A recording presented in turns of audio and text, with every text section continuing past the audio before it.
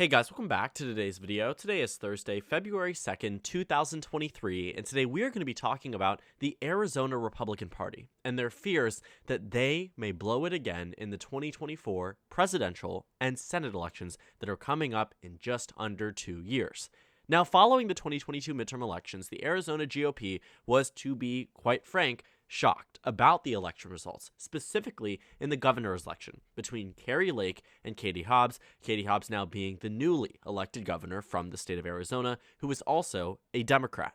Now, in 2022, the expectations were on Kari Lake's end. People were expecting her to win. I predicted personally that Kari Lake would be the next governor from Arizona, but as the results showed, Katie Hobbs ended up pulling ahead, to the shock of the Arizona GOP. But it was combined with the loss in the Senate election between Mark Kelly and Blake Masters, a 5-point difference between the two candidates in a race that was meant to be amongst the most competitive nationwide. It was accompanied by Democrats winning in Nevada, Pennsylvania, New Hampshire, Georgia, and doing very well in numerous governor elections alongside the governor election in Arizona. Long story short, 2022 wasn't this red wave that the GOP was expecting. In fact, Democrats expanded their Senate majority. But Arizona in specific is a state where the Republican Party used to be dominating. In years past, the Democrats didn't have a singular statewide elected official up until 2018. And even up until 2022, Republicans had dominated the governorship for over a decade. But when Kari Lake lost the governorship, it indicated that Arizona was moving towards a more leftward future for years to come. That these GOP candidates failed to capture back a state that used to be so solid and, quite frankly, safe for the Republican Party. Now, Kari Lake and Blake Masters, the two candidates who lost in the governor and Senate elections respectively, are considering a comeback bid, which is alarming the Arizona GOP. Looking at the 2024 Senate race, we are in a position where there is an independent, Kyrsten Sinema, who looks like she may be running for re-election. The Democrat, Ruben Gallego, he is a Democratic representative from Arizona's 3rd district, who now is declaring that he's running for Senate as well. So in this consideration that there may be an independent and a Democrat on the ballot, many Republicans think that this race amongst the past few would be the easiest to run in as a Republican, and thus think that they have a viable shot at being the next senator from Arizona, which is bringing in some big names like Kari Lake and Blake Masters. But this consideration here is one that many Republicans are worried about because these candidates have lost in elections that otherwise should have gone to the GOP, especially given the national environment. It seems to show that the Republican Party has weak candidates, and voters absolutely know that. You see, looking back at the environment where Blake Masters lost by 5 and Kari Lake lost by 1 across the state of Arizona, we were working in a national environment where President Biden was disapproved of by double digits nationwide. He was down over 10 points by 2022 Election Day. Despite that, Republicans still lost. The national environment in terms of generic ballot, Republicans were up 3 to 4 points nationwide, a 12-point shift from 2018, which was the first time in a long time that Democrats won in Arizona. A 12-point shift resulted in Democrats performing better than they did in 2018. An improvement when the nation shifted away from Democrats by 12 points. Now, the issue with this is that inherently Arizona is moving left.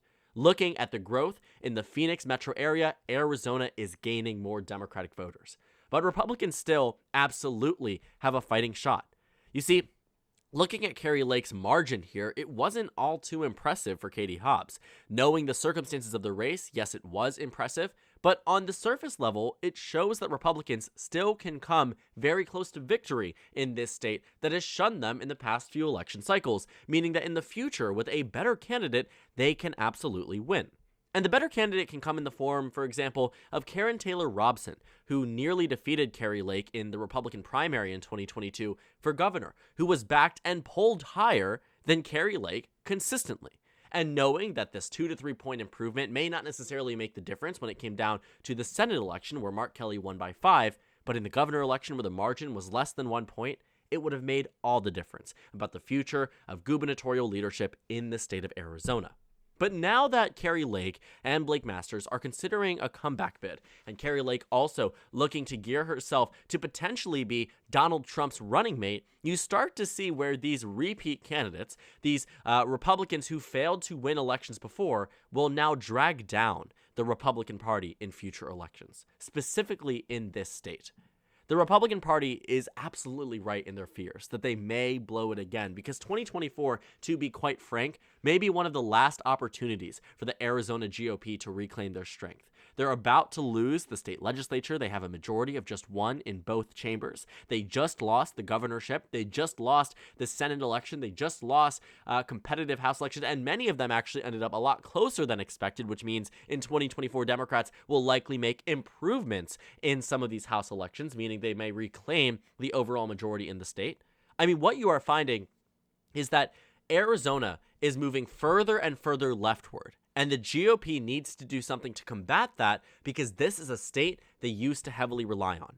Just looking at years ago, I mean, also what I mentioned to say about the Arizona races here, the 6th district was 1.5% when overall Republicans were dominating in the House elections, or were supposed to be, right? What do you find? Arizona's first, less than 1 point. Arizona's second, 7.7%. What you will find here is that in a circumstance where there is a blue wave, you could easily see the 1st district going blue, the 6th district going blue, and potentially the 2nd district. Where would that put Democrats? 6-3. This map was meant to be a GOP lock for 10 years. What did it end up actually being? Very, very close in 2022. The numbers here do not make sense for GOP domination. They do not make sense, and that is the problem. But looking at past elections, Arizona used to be this dominant state for the GOP. John McCain won by 9 in 2008. In 2012, Mitt Romney won by 9. But it actually was a lot better. When it came down to Senate elections, you will see that in 2016, you saw John McCain win this race by 13. You head back to 2012, Jeff Flake had a close race, but the Democrats had a strong candidate. But honestly, if this race was held now, I think Jeff Flake would lose in this circumstance. But it's because Arizona's demographics have changed so much that it is now a bluer state than it was before. The current composition of Arizona's electorate is more conducive to a Democratic victory than it was in 2020. And that is saying a lot. I do think, however, that Republicans can win Arizona in 2024. It will take the right combination, but it will mean that they cannot have Kari Lake or Blake Masters on the ballot. Because similar to how Republicans likely feel in Georgia, New Hampshire, Nevada, all of the other battleground states where, quite frankly, Republicans lost, they probably see that as a failure on their end, because it was entirely and wholeheartedly expected. Look at some of these close races beyond Arizona, right? Georgia was a Republican victory, but we knew that. We knew Brian Kemp was going to defeat Stacey Abrams again. But in Kansas, I thought Derek Schmidt was going to win. Laura Kelly ended up pulling ahead. In Maine, Janet Mills defeated the former governor by 13 points, a Republican who used to win in years where maybe they shouldn't have. In Michigan, Gretchen Whitmer wins in a battleground state by double digits. Nevada, Republicans pull ahead, but barely. This wasn't as large as it should have been. New Mexico, Michelle Lewin Grisham ends up doing better than expected. New York narrowed down, but this was never really meant to be competitive. Oregon, this was a big one. Democrats won. Quite frankly, we weren't really expecting much from that race. Josh Shapiro blew out Mastriano when it came down to the Pennsylvania governor's race. And in Wisconsin, Tony Evers defeated Tim Michels by a pretty significant amount, when even I expected Tim Michels to win. But it still ended up being a pretty significant margin. Point being that in the overwhelming majority of competitive governor races and Senate races, the Democrats pulled ahead, which was a product of lackluster candidates. Trump-endorsed candidates.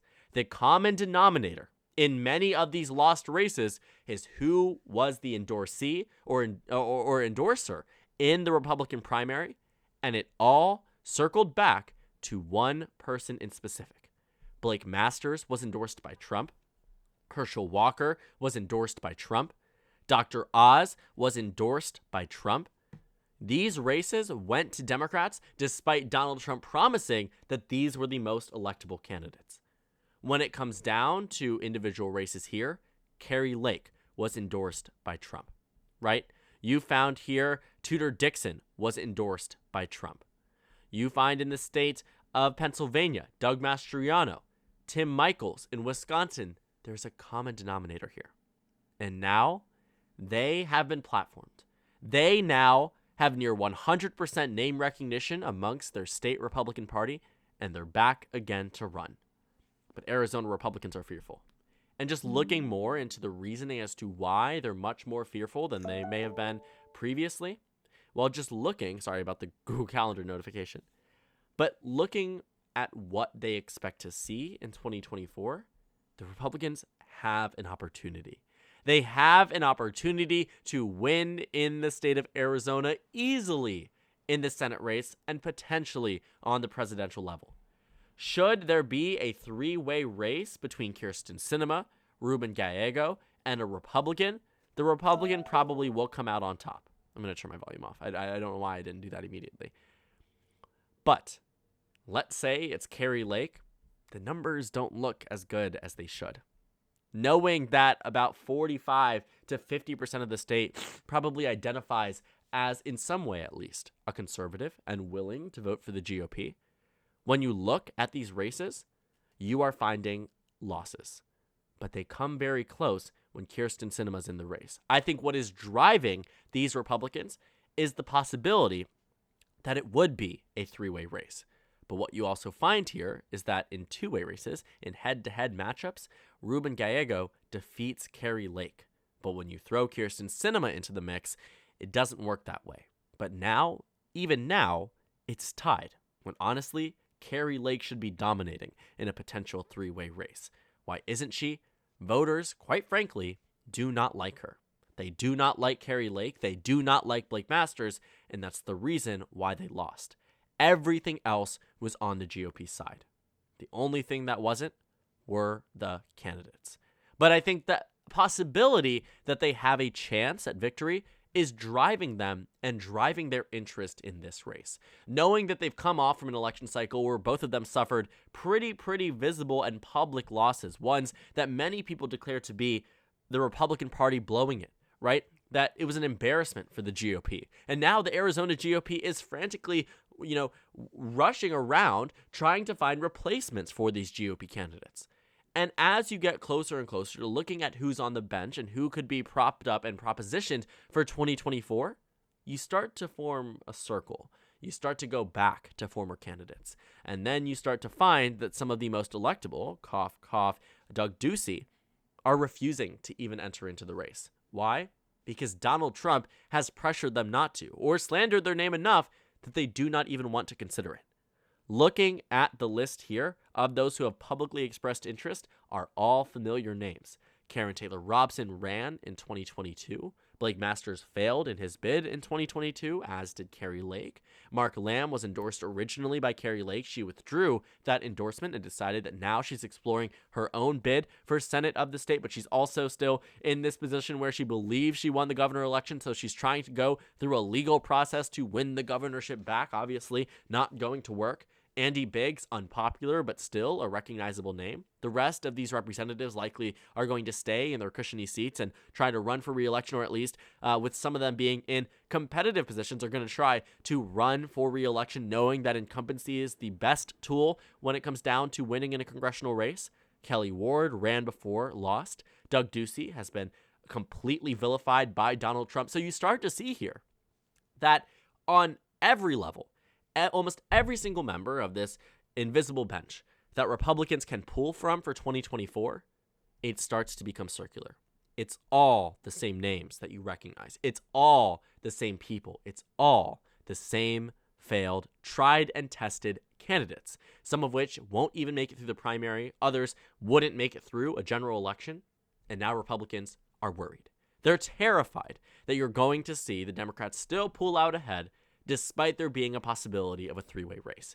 And the presidential election, Arizona is 11 electoral votes. It truly can make all the difference. And now that Kari Lake is even considering being on the Donald Trump ticket, there lies in a problem there as well about electability on the national and presidential level. And considering how close some elections have been in the past, it could actually all come down to Arizona, but knowing its recent roots, would likely vote for the Democratic Party. So thank you guys so much for watching this video. Make sure to comment down suggestions below. Subscribe on the left if you haven't already, and check out the Instagram and Twitter. At the bottom left of the screen, there's also a Discord server for you to go ahead and join. On the screen, there's a video you can watch, and then a playlist for my 2024 election analysis videos. Again, thank you guys so much for watching, and I will see you all later today.